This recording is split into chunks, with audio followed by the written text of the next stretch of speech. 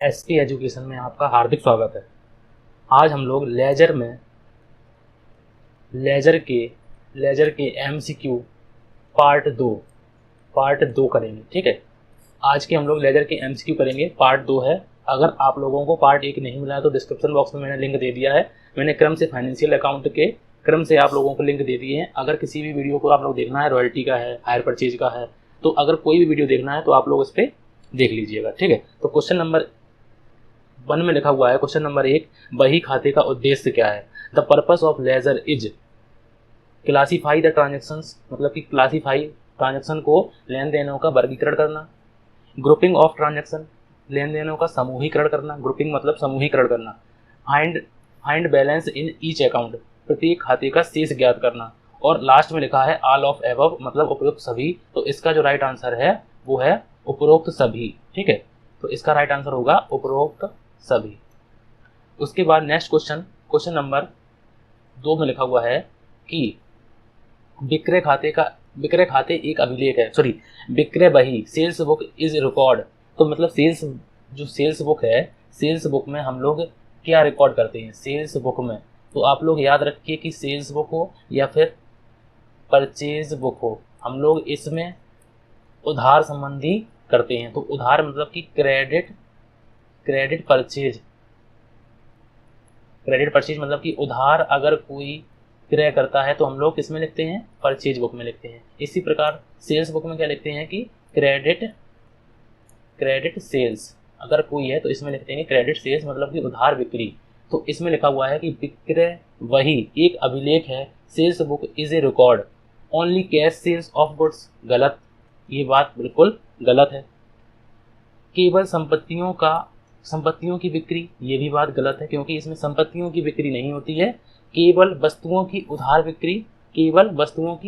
बिक्री। तो ये ऑप्शन इसका सही है कि only credit sales of goods, वस्तुओं की उधार बिक्री, इसका राइट आंसर है। उसके बाद क्वेश्चन नंबर 3 में लिखा हुआ है कि तीन खाने वाली रोकड़ पुस्तक में प्राप्त हुई नगद छूट की प्रविष्टि की जाती है। तो अगर हम लोगों को कोई छूट प्राप्त हुई है तो हम लोग कहाँ पर लिखेंगे, ये पूछा गया है तीन खाने वाली कैश बुक में। तो इसमें इंग्लिश में भी पढ़ देते हैं क्वेश्चन को कि a cash discount received is entered in on the three column cash book.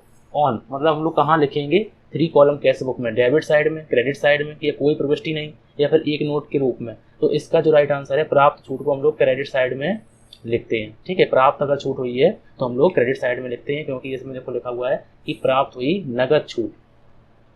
उसके बाद नेक्स्ट क्वेश्चन नंबर 4, खातों के दोनों पक्षों का योग करने और अंतर को क्या करना कहलाता है? तो खातों के योग करना और अंतर करना क्या कहलाता है? तो इसे हम लोग बैलेंसिंग बोलते हैं, संतुलन करना। इसे क्या बोलते हैं? बैलेंसिंग या फिर संतुलन करना। उसके बाद नेक्स्ट क्वेश्चन में लिखा हुआ है कि वित्तीय लेखांकन में खाता खतौनी की प्रक्रिया है। वित्तीय लेखांकन में खाता खतौनी की प्रक्रिया है। In financial account ledger posting is a process. पूछा गया है समराइज, क्लासीफाई, रिकॉर्ड या फिर निर्वचन। तो ये हम लोगों से पूछा गया है। तो इसका जो राइट आंसर है वो पता करना है आप लोगों को। तो इसका जो राइट आंसर होगा वो है क्लासीफाई, मतलब कि वर्गीकरण करना। क्योंकि हम लोग वर्गीकरण ही तो करते हैं कि मान लो सभी जर्नल लिखे हैं, ये जर्नल लिखी हैं, ठीक है, और हम लोग क्या करते हैं कि बहुत सारी एंट्रियां यहाँ पे लिखी हैं, तो इनको लोगों को अलग अलग वर्गीकरण कर, जैसे कि मान लो किसी को केस बुक में डाल दिया, किसी को परचेज बुक में, किसी को सेल्स बुक में, किसी को पेटी कैश बुक में। तो ऐसे करके अलग अलग वर्गीकरण करना होता है। ठीक है, उसके बाद नेक्स्ट क्वेश्चन में लिखा हुआ है कि आउटस्टैंडिंग एक्सपेंसेस इज, मतलब कि अदत्त व्यय। तो व्यय होता अगर तो नॉमिनल अकाउंट, लेकिन अदत्त उसके आगे लग गया है तो वो कौन सा अकाउंट बन गया? Personal account. तो इसमें लिखा हुआ है कि व्यक्तिगत खाता, सॉरी एक सेकेंड। तो इसका जो राइट आंसर है वो है व्यक्तिगत खाता। ठीक है, इसका जो राइट आंसर है वो है व्यक्तिगत खाता। उसके बाद नेक्स्ट क्वेश्चन में लिखा हुआ है कि यदि बैंक खाते का डेबिट पक्ष से क्रेडिट पक्ष अधिक है मतलब कि डेबिट पक्ष से क्रेडिट पक्ष अधिक है तो यह इंगित क्या करता है, तो इंगित क्या करता है ये पूछा गया है कि डेबिट पक्ष से क्रेडिट पक्ष अधिक है तो यह इंगित करता है बैंक ओवरड्राफ्ट। ठीक है, बैंक ओवरड्राफ्ट, इस बात को आप लोग याद रखिएगा कि अगर हम लोगों का क्रेडिट पक्ष अधिक है और डेबिट पक्ष पूछा गया है कि डेबिट पक्ष कम है तो बैंक खाते का पूछा गया है कि कौन सा बैलेंस होगा, तो उसे बोलते हैं बैंक ओवरड्राफ्ट या फिर बैंक अधिविकस। उसके बाद नेक्स्ट क्वेश्चन नंबर नेक्स्ट में लिखा हुआ है, क्वेश्चन नंबर तो है ही नहीं यहाँ पे, खाता बही में कितने खाने होते हैं, तो खाता बही मतलब कि लेजर में कितने कॉलम होते हैं, तो लेजर में हम लोगों के 8 कॉलम होते हैं, तो इसका आंसर होगा सी ऑप्शन, इसका राइट आंसर होगा। उसके बाद नेक्स्ट क्वेश्चन में लिखा हुआ है, क्वेश्चन नंबर आगे तो है ही नहीं, उसके बाद लिखा हुआ है कि रोकड़ वही का शेष दिखाता है, तो रोकड़ वही का शेष दिखाता है, ये क्वेश्चन पूछा गया है। तो हम लोगों से ये क्वेश्चन पूछा है कि रोकड़ वही का शेष दिखाता है, तो रोकड़ वही का शेष जो है वो कुल उपलब्ध रोकड़ दिखाता है, जो शेष दिखाता है वो दिखाता है कि मेरे पास कितना रोकड़ रह गया। देखो जैसे कि मान लो कि हम लोग कैश बुक बनाते हैं, ठीक है, ये बनी है हम लोगों की कैश बुक। ठीक है, अब एक कैश बुक में एक साइड होता है हम लोगों का डेबिट साइड और एक साइड होता है क्रेडिट साइड, एक साइड होता है। अब मान लो कि ये लिखा है हम लोगों का डेबिट साइड में लिखा हुआ है कि 5,000 रुपये के यहाँ पे कुछ लिखा हुआ है खर्चे। अब इसमें क्रेडिट साइड में लिखा हुआ है मान लो कि हम लोगों ने 10,000 रुपये का हम लोगों के पास इनकम है, तो ये बैलेंस जो दिखाता है मतलब कि 10,000 रुपये मेरे पास थे, मैंने 5,000 रुपये खर्च कर दिए, तो शेष बैलेंस जो रह गया है वो कितना रह गया है 5,000। तो ये क्या दिखा रहा है कि कुल उपलब्ध रोकड़ है मेरे पास, कुल उपलब्ध रोकड़। ठीक है, तो जो कैश बुक बनाए थे हम लोग कैश बुक, वो क्या दिखाता है कुल उपलब्ध रोकड़ को दिखाता है।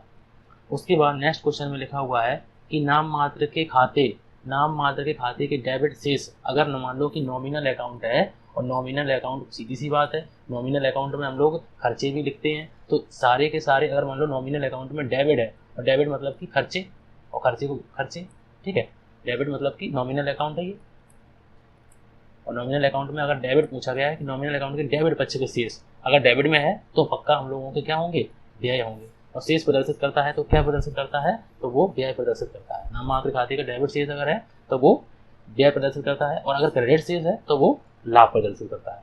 उसके बाद नेक्स्ट क्वेश्चन में लिखा हुआ है कि निम्न में से कौन सा पर्सनल अकाउंट है, व्यक्तिगत खाता है, तो निम्न में से कौन सा पशुधन, देवीपत्र या फिर किराया। तो मैंने आपको बताया कि किराया तो वास्तविक खाता है, लेकिन इसके आगे कोई अगर वर्ड लगा है तो वो लिख देंगे हम लोग व्यक्तिगत खाता। उसके बाद नेक्स्ट क्वेश्चन में लिखा हुआ है कि रोकड़ वही एक उदाहरण है, ये पूछा गया है सामान्य रोजनामचा का या फिर विशेष रोजनामचा का, मतलब कि नॉर्मल जर्नल का या फिर स्पेशल जर्नल का। तो ये जो आंसर है इसका है ए ऑप्शन, नॉर्मल जर्नल का, ठीक है, सामान्य रोजनामचा का। उसके बाद नेक्स्ट क्वेश्चन में लिखा हुआ है कि निम्न में से कौन सा एक व्यक्तिगत खाता है, तो निम्न में से कौन सा एक व्यक्तिगत खाता है, तो वेतन खाता तो नॉमिनल है लेकिन उसके आगे वर्ड लगा है पूर्वदत्त, तो व्यक्तिगत खाता है। किराया के आगे दत्त लगा है तो व्यक्तिगत खाता है। और आहरण खाता, आहरण मतलब कि कोई सी ना किसी व्यक्ति ने आहरण किया होगा तो ये भी व्यक्तिगत खाता है, तो ये सभी इसका राइट आंसर होगा, क्योंकि ये सारे के सारे व्यक्तिगत खाता है, मतलब कि पर्सनल अकाउंट है। अब उसके बाद लिखा हुआ है कि कुल देनदार खाते में प्रविष्ट होगा, तो कुल देनदार खाते में हम लोग क्या प्रविष्ट करते हैं, तो देनदार हम लोग तब बनते हैं जब हम किसी को उधार विक्रय करते हैं। तो देनदार कब बनते हैं, देनदार कैसे बनते हैं, तो देनदार अगर बनते हैं तो वो उधार विक्रय से बनते हैं, उधार विक्रय से, ठीक है। और अगर कोई लेनदार पूछे तो लेनदार कैसे बनते हैं, उधार क्रय से, ठीक है, ये बात आप लोग याद रखिएगा। तो हमसे पूछा गया है कि देनदार, तो देनदार किससे बनते हैं, उधार विक्रय से, तो इसका जो राइट आंसर होगा वो है डी ऑप्शन, इसका सही आंसर होगा। और आज का लास्ट क्वेश्चन लिखा हुआ है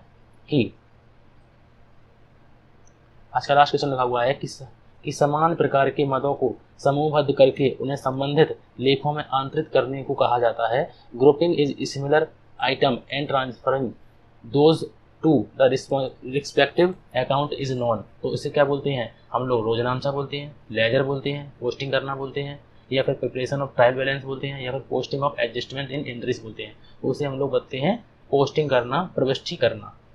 तो आप लोगों को मैंने आज MCQ लेजर के MCQ पार्ट 2 करा दिए हैं। अब मैं आप लोगों को आगे के वीडियो में मैं जल्द से जल्द ये कोशिश करूँगा कि आप लोगों के लिए व्यवसायिक संगठन, जो आप लोगों का एक पेपर था जिसमें से बहुत से बच्चों के पेपर का अच्छा नहीं गया है, उसके भी MCQ जल्दी से जल्दी लेकर आएँ, व्यवसायिक संगठन के, ठीक है। तो बिजनेस ऑर्गेनाइजेशन इसे बोलते हैं, इसके भी मैं MCQ जल्दी से जल्द लेकर आऊँगा। आप लोग मेरे चैनल से जुड़ जाइए, जिससे कि आप लोगों को मेरे वीडियो आपके पास सबसे पहले पहुँचे।